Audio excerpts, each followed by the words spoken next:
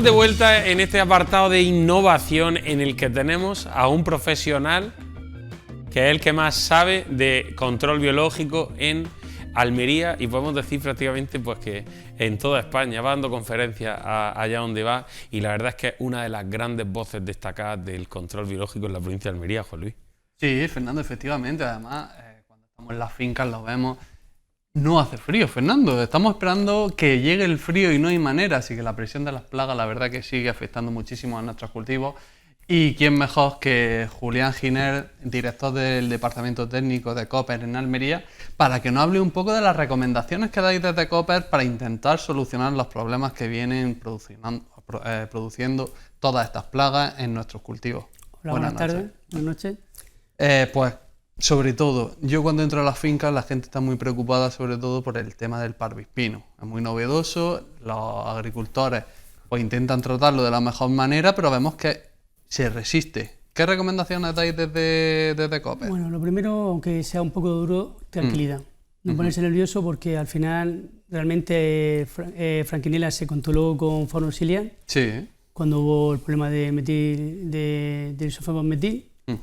Y este trick también se puede controlar con faunoxiliar. Los ácaros no son tan eficaces, no son tan rápidos como vemos en Franquinela, sí, pero el Orio y el Levigatus sí que es capaz de controlarlo sin problemas. El problema es que hay un desfase entre que el agricultor ve los daños de palmoespinos, claro, a que empieza a hacer las sueltas de Orios y a lo mejor entre medias hay algún tratamiento de productos para mosca blanca o para purgón que no son tan respetuosos para Orios y eso hace que el Orius se ralentice su desarrollo y que el palmoespino baje para la parte de abajo de la planta y ya sea difícil controlarlo. Bueno, pues esa es la primera recomendación con la que nos vamos a quedar para el agricultor. Antes de echar ningún tipo de producto fitosanitario hay que tener claro qué podemos echar, sí, porque sabemos que al final las sueltas del Orius van a tardar mucho más en establecerse, claro, si utilizamos productos que no son respetuosos. Entonces, lo primero, nos tenemos que empezar a acostumbrar lo que hacen las fincas de ecológico aquí en la provincia de Almería y en Granada. Coger y buscar un bichero. El concepto de una persona que, sí, cuando se planta el cultivo se vaya pasando línea por línea a ver si hay algún daño raro que al principio se puede confundir con un ácaro blanco. Claro. Entonces, se marca esa planta. La gran ventaja de palmoespinos cuando la planta es pequeña es que no se mueve mucho por la planta, es poco móvil. Sí. Entonces, pues bueno, si ves alguna planta, lo mejor es que coges una bolsa de basura negra y, sí, le das la vuelta y la metas dentro de la bolsa, sí, porque puede ser que lleve larvas y se queden en el suelo. Fíjate. Si tenemos 2 o 3 focos, nos aconsejamos delimitarlos con plástico y hacer sueltas directas de ninfas de Orio, sí, en esas plantas. Tenéis que tener en cuenta que las ninfas de Orio son como bebés, no tienen mucha movilidad. Claro. Por tanto, tenemos que apoyarlas con comida, en este caso con Efectia, y soltarlas en la parte media-baja de la planta, en todas las plantas que tengamos palmoespino que veamos síntomas. Claro. Se piden los botes y se va soltando con un poquito de comida. Y repetirlo todas las semanas. Cuando ya pasamos al ciclo de que la planta es más grande y ya tiene floración, pues ya, sí, directamente soltamos Orius. Orius adultos, como se suele hacer siempre, ya sin comida y a unas sueltas más altas de lo normal. El problema viene que muchas veces pues aquí en la provincia de Almería, sí, tendemos, al contrario que en otras zonas, pues, a que como estamos en verano, a seguir blanqueando el invernadero para tener un porte alto de la planta, sí, porque si no después al final no conseguimos producción. Exacto. Eso, si tenemos palmoespino, es contraproducente, porque el Orio levigatus es el Orio de las flores. Sí. Eso que significa que si no hay flores no se va a instalar, porque necesita el soporte del pedúnculo de la flor, claro, para poner los huevos y el polen de la flor para formar su desarrollo. Por tanto, aunque sea contraproducente, si vemos daños de palmoespino, siempre intenta acelerar la floración o que la planta vaya bastante más tierna para que, claro, tenga menos daño. Variedades tardías, pues igual que cuando empezó el control biológico hablábamos de intentar buscar variedades que tuvieran polen, las flores tuvieran mucho polen, sí, y que las hojas tuvieran vellosidades para que el suisqui tuviera humedad relativa, claro, y pudiera poner huevos, porque al final los ácaros necesitan humedad relativa para reproducirse. Pues aquí tenemos que buscar variedades que tengan menos follaje, sí, en la parte media baja de la planta. El ejemplo claro lo tenemos en el italiano, que por ejemplo nos afecta más a la instalación de Orius. Siempre el italiano le ha costado más trabajo instalarse el Orius, claro, porque la flor se cae, es una flor de crecimiento rápido que se cae y se pierde el huevo de Levigatus. Sí, ¿verdad? Pero al tener menos follaje hemos visto menos daño en general en pimiento italiano que en pimiento californio o lamuyo. Fíjate. Entonces buscar en los pimientos tardíos variedades que sean más abiertas. Sí. Y si tenemos ya un foco con una planta medio grande, ya con pimiento ya cuajado, Sí, ¿qué hacemos? hay que delimitar la zona y defoliar la planta entera. Y ahí soltar algún depredador. O podemos trabajar con crisopa, larvas de crisopa. Sí. También el tema de la crisopa tenéis que entender que son polífagas y son caníbales entre ellas, se depredan entre ellas. Hay que repartirlas muy bien. Porque si cogemos un bote de Claro, 10.000, lo echamos en algún punto en el que no haya solo plaga. va a sobrevivir uno o dos. Claro. Entonces necesitan mucha comida y hay que repartirlo muy bien. Vale. Entonces con una cucharita y lo vas colocando en la parte baja del pimiento, en la base del pimiento, Sí. la larva de crisopa, moviendo bien el bote para repartirlo. No va a entrar en competencia con el Orius porque el Orius va a estar en la parte de arriba de la planta y la crisopa se va a quedar en la parte baja de la planta. De acuerdo. Tenéis que tener en cuenta que la crisopa necesita un aporte de floración para sobrevivir. Porque a diferencia de los ácaros o de los antocóridos, lo que son el Orius, Sí. la crisopa, el adulto solo come azúcar para volar y polen para terminar de formar sus procesos metabólicos, porque el polen son proteínas. Claro. Entonces, si no tenemos un aporte de proteínas en el invernadero, que son flores, Al la final- crisopa desaparece. Claro. Por eso hemos visto un cambio radical en la crisopa en los últimos años. Como hace 10-15 años en Almería, las variedades en noviembre tendían a no tener floración, Sí. en noviembre desaparecía la crisopa. Ya no Ahora, tenemos como las población. variedades, gracias al control biológico, le hemos podido permitir que lleguen hasta marzo, abril, mayo, siguen teniendo floración y la crisopa sigue sobreviviendo.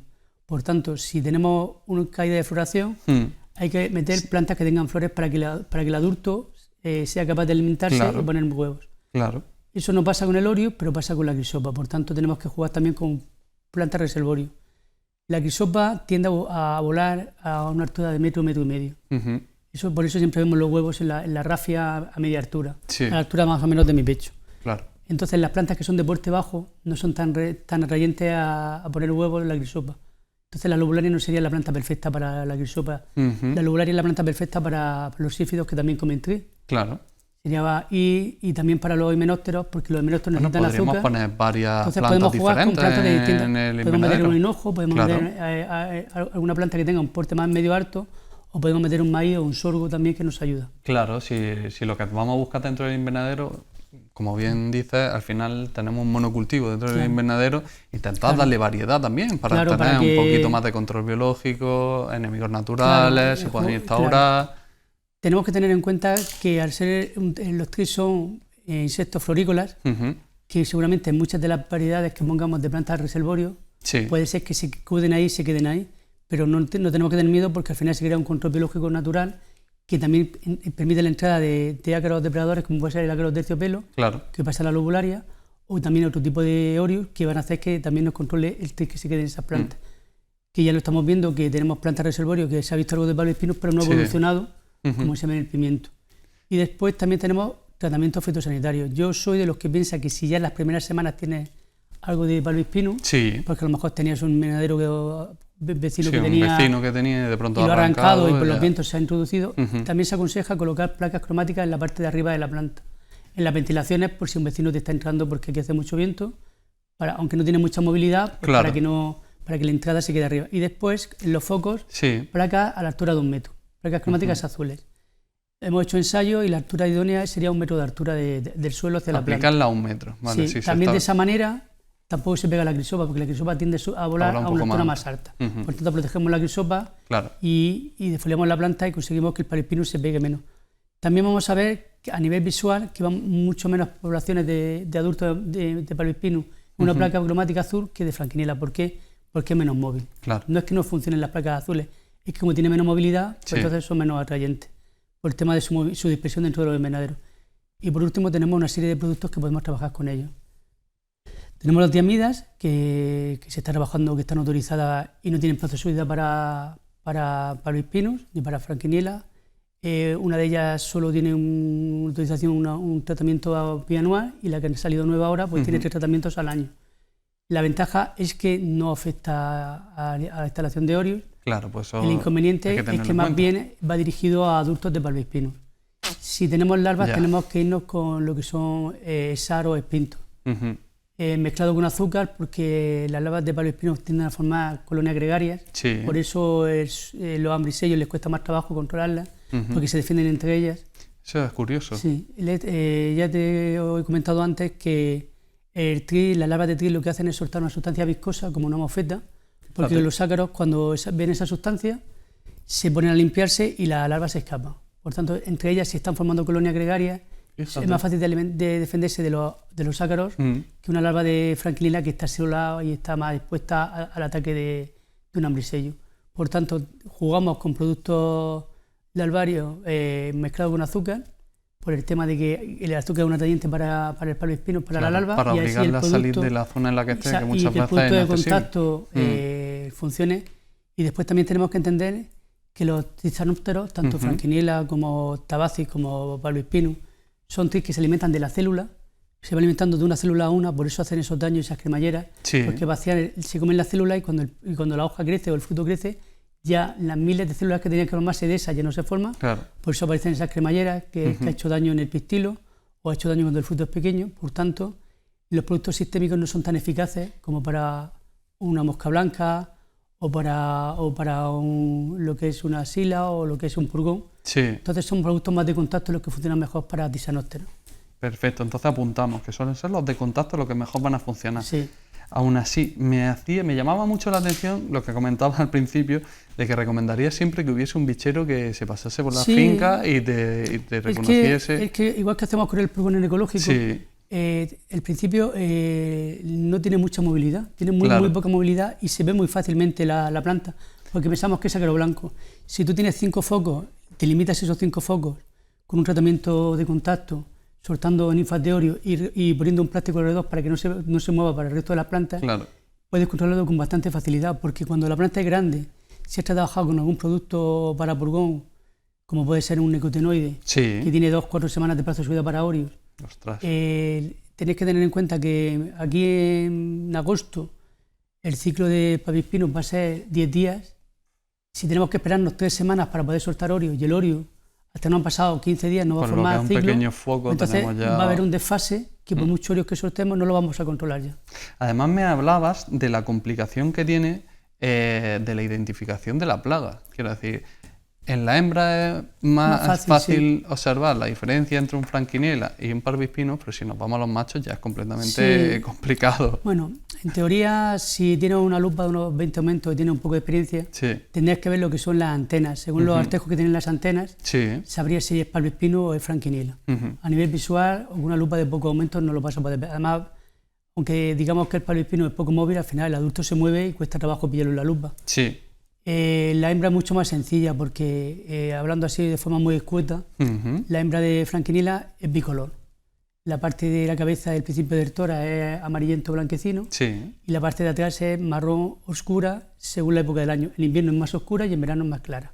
Totalmente. La del Palospinus es exactamente igual que la de franquinela, pero con la diferencia que lo que es la primera parte de las alas, que sería entre la cabeza y el tórax, tiene unos puntos como unas manchas blanquecinas. Entonces se ve como tricolor, amarillo, blanco o negro. Pues nos lo apuntamos porque... De esa manera se ve perfectamente... Si lo reconocemos cuanto antes, podemos actuar de la mejor manera posible. Después, las larvas son más gregarias. Si vemos larvas, un grupo de larvas juntas, pues seguramente va a ser parvispino, no va a ser franquinela. Y después que siempre el franquinela suele estar en la parte de arriba de la planta y el parvispino suele irse a la parte de abajo de la planta. Fíjate, pues sí tiene diferencia. El tema es conocerla para poder diferenciarlo. Me gustaría preguntarte... también por el tema del pulgón. En otras temporadas hemos visto que ha estado afectando mucho. ¿Qué podemos esperar de esta campaña? Bueno, esta campaña ya ha empezado a aparecer algo del virus del amarillo que transmite Aficosipi. Nosotros aquí tenemos distintas especies de pulgón. Tenemos Aficosipi, Apis crassivora, Mythopersicae, Aulacortum, con que ya prácticamente no se ve, pero es el pulgón de la patata en la zona de Adra, y el Macrocifum, que es el que más daño hace en el tema del cultivo ecológico. Realmente el Aficosipi ha ido desplazando a los demás y es el que más daño está haciendo. Y después está ocurriendo que por las condiciones climáticas tiende a minimizar su tamaño y no es atrayente para lo que son los parasitoides porque lo ven muy pequeño. Y es el que transmite el virus en calabacín, el virus de la verruga en calabacín, es que está transmitiendo el virus en pepino y es que está transmitiendo el virus en pimiento también. El problema es que varias materias activas que habían para pulgón ya no están autorizadas. Fíjate. Y solo quedan pocas materias activas para ese pulgón. El perimical sería para pulgón verde, que la diferencia entre los pulgones verde y negro son por los sifones, no por el color del cuerpo. Tienes que ver los sifones, que son dos protuberancias que salen en la parte anterior del cuerpo, lo que seríamos blanco o verde clarito, sería pulgón verde. Y si es negro, pues el pilimicán no valdría. Por tanto, para ficosipi y para ficasípula no vale. Y después tenemos otros productos, que serían los nicotinoides, que entran en contraposición con la instalación de orio. Claro. Porque afectan a la formación de la cutícula, que es la parte del exoesqueleto de los antocóridos, que es como cuando pisamos una cucaracha, eso oye clac, clac, clac, eso es la cutícula de los insectos, que es el esqueleto que lo tienen por fuera, nosotros por dentro. Lo que hacen esos productos es que hacen que la cutícula se deforme y que el cuerpo, la parte blanda de los insectos, crezca más rápido que la parte dura. Por tanto, se deforma y se mueren. Claro. Y tienen plazo de seguridad. Y por tanto, con esos productos tenemos que tener cuidado si nos aparece Pablo espinoso al principio. Y ya quedarían el resto de productos que hay, ya no son muy eficaces para pulgón. Por tanto, tenemos un pequeño desfase en pimiento. Por tanto, yo aconsejo que si tenemos que dar un tratamiento correctivo, que se dé al principio de la primera semana, antes de darlo, vigilar que no tengamos Pablo espino, lo que he dicho, el concepto bichero, y después trabajar con setos. Yo, en cultivo convencional, no soy tan propicio de meter plantas bunker, lo que son cereales, porque tienen mucho trabajo, pero sí meter flores, porque los himenópteros, las avispas parasitoides, vuelan buscando azúcar. Totalmente. Si no tienen azúcar, se mueren. Eso de que en verano los himenópteros no funcionan, no es así. Es que primero no los protegemos de la luz, se endurecen y no pueden eclosionar, porque al final es una pupa que se deshidrata, tienes que ponerle una zona fresca para que no se deshidrate antes de salir. Y después, cuando sale de la pupa, el adulto ha perdido toda su energía para poder salir de la pupa. Y si, al lado no tiene azúcar, se va a morir. Eso, quien trabaja con afidios verá que los botes llevan un poquito de azúcar en el tapón. Es por si vaya alguno que esté eclosionado que se pueda alimentar. Entonces tienes que colocarlo en algún aporte donde haya azúcar. La lobularia en ese caso sería perfecta. Podemos meter lobularia, podemos meter hinojo, podemos meter lavanda, podemos meter cualquier tipo de planta aromática, tomillo romero, una caléndula, alguna planta que tenga néctar más que polen para que el afidio se pueda reproducir de forma natural y sencilla dentro del invernadero. Porque cuando hacemos un tratamiento correctivo nos permite que el resto de pulgón que quede se controle por el afidio. Y después los afidios también tienen la cualidad de que vuelan mucho dentro del invernadero. Se puede mover perfectamente 100 metros por el invernadero. Fíjate. Por tanto, dosis muy bajas de afidios colemani para controlar Aficosipi. Afidios maricariae sería más para Mythus persicae, pero el problema lo tenemos en Aficosipi. Pues sería recomendarle que en el momento que empiece a trabajar con introducción de Swiski, mondoriense o Orio levigato, empiece ya con dosis pequeñas de afidios para que cuando aparezcan los focos de pulgón ya haya algo parasitado. Y no tengas que trabajar con nicotinoides que te van a afectar a la instalación de orio. Pues con esas recomendaciones, que nos quedamos sin tiempo, Julián, la verdad que te damos las gracias por haber estado aquí con nosotros, porque yo sé que muchos agricultores habrán estado pendientes y habrán estado tomando notas todas las posibles. Me imagino que no le habrá dado tiempo, así que también les invito a contactar con Cooper, contactar contigo también, para que todas las dudas y recomendaciones que os puedan hacer, pues que ellos están disponibles y que no creo que tengan problemas en atender, si no me equivoco. Es nuestro trabajo. Pues te doy las gracias. No, te doy las gracias a ti por estar aquí con nosotros y por recomendarnos todas estas acciones para tener en perfecto estado nuestros cultivos. Pues nada, otro día venimos y seguimos hablando. Fenomenal. Muchas gracias de verdad, Julián. Otra sección de innovación que se va. Y bueno, nosotros lo vamos a dejar aquí y volvemos ahora en nuestro debate agrícola.